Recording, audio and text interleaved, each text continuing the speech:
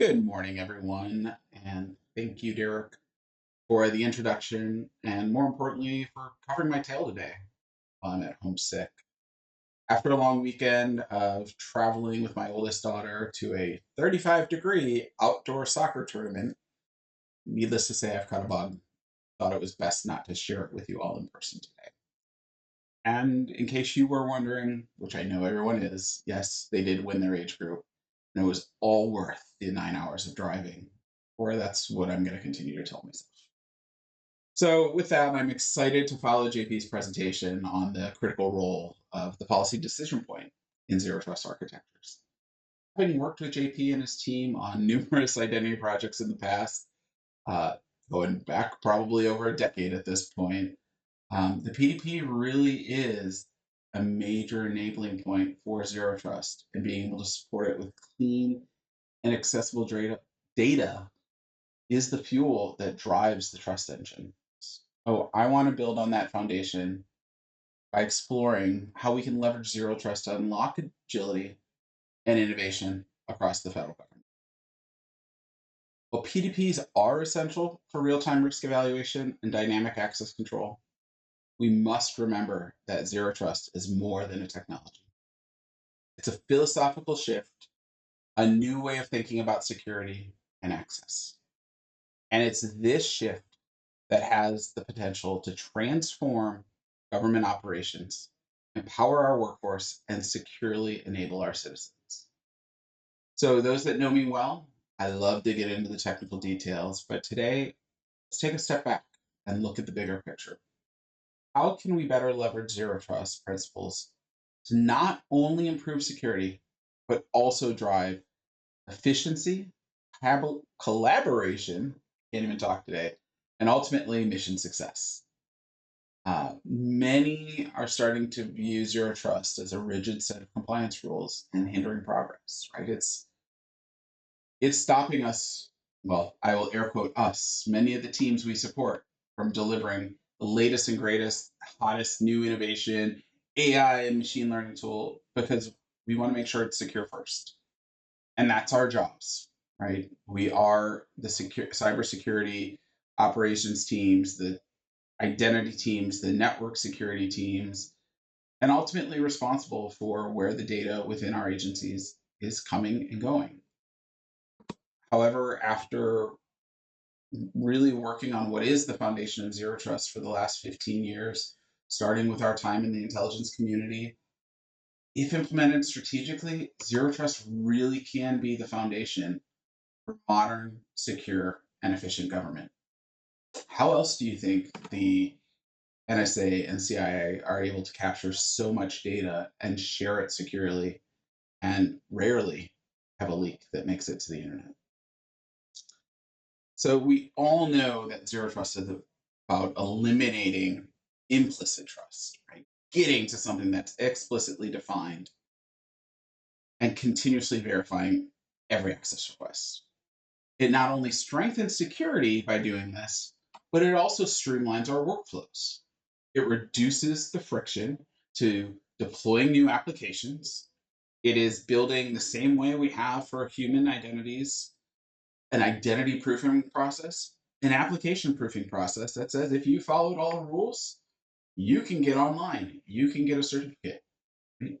And at the end of the day, it empowers government agencies and their employees to deliver better solutions to the citizen.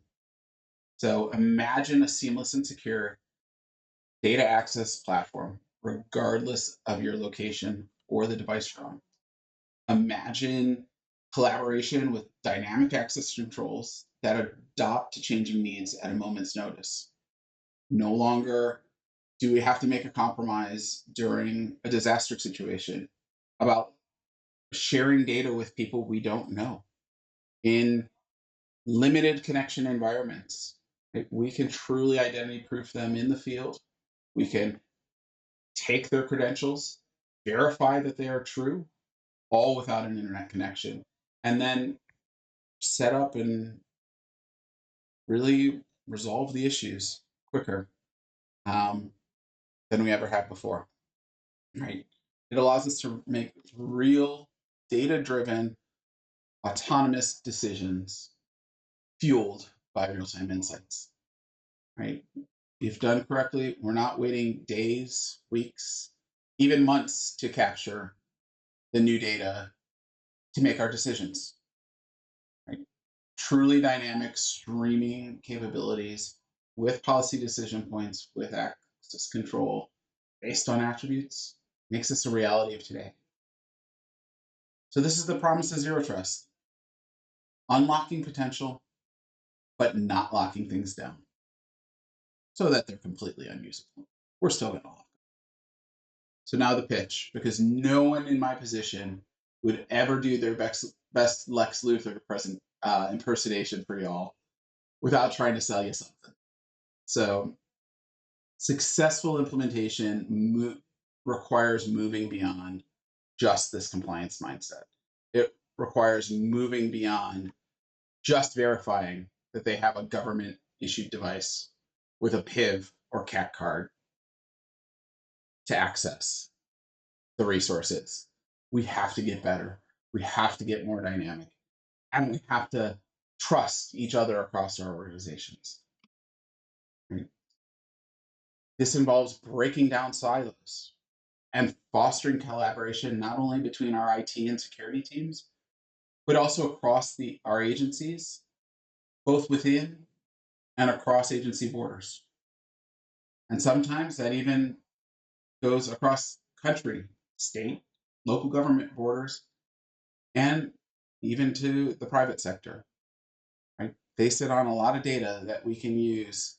And at the end of the day, a lot of times, contrary to popular belief, we're actually better in the federal government about locking those systems down, building and deploying secure solutions than they are today. And I know that's probably scary for a lot of people in the room to think about, but it's the truth.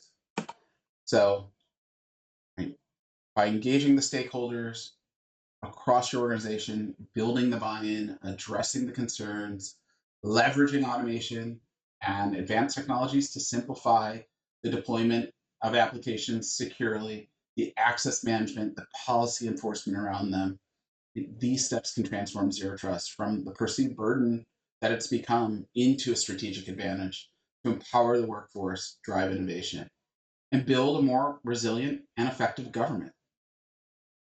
So let's debunk the myth of zero trust as a compliance straitjacket and embrace its potential to unleash agility, innovation, and a new era of government efficiency and security. At Uber Ether, our IAM Advantage and ATO platforms can help agencies achieve this transformation in record time. I think JP would back us up on some of the records we've set with customers and these platforms.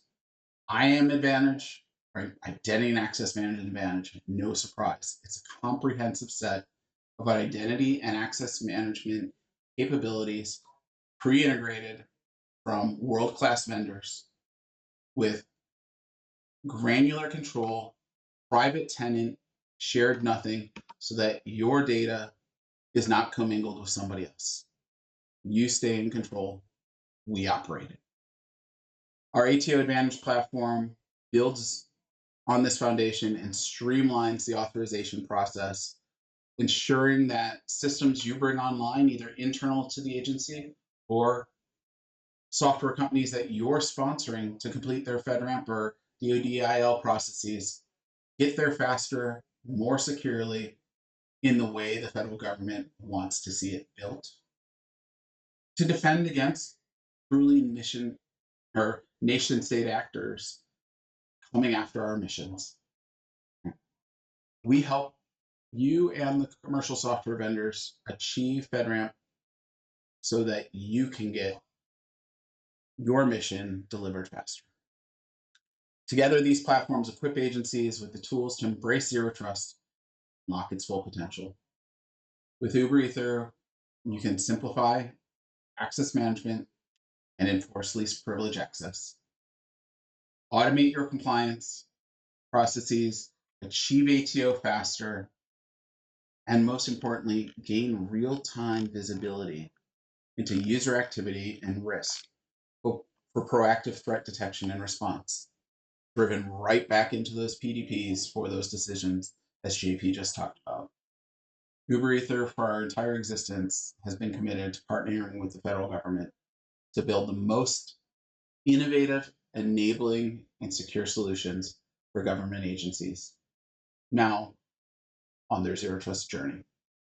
Together, we can build a more secure, agile, and innovative government for the future. Thank you, everyone. And now I'll turn it back to the person in person, Derek, to take any of your questions.